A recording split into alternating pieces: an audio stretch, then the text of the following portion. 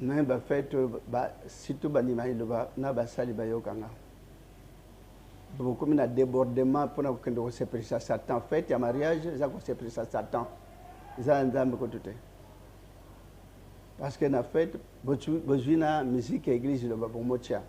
Mais eza le yembo ya yawe na mikla ba pa ya ko yemba mate na place ba c'est vrai mariage mais zam klia ba pa.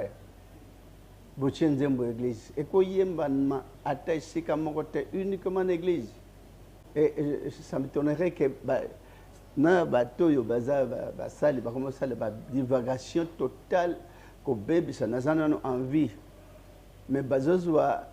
liloba ba osala ngo ba cérémonie o izana ngo yangote bandimi ya liloba et comme na bato responsable.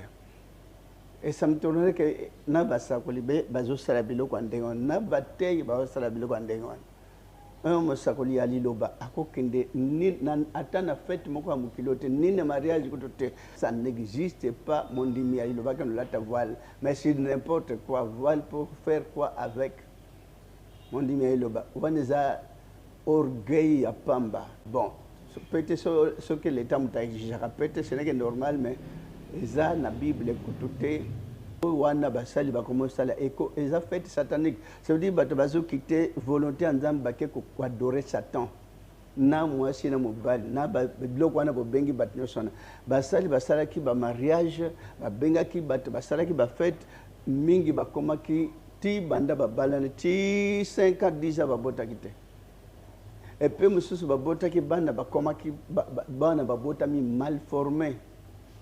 Donc malformation bana ba botama kinango basali bango ba regretter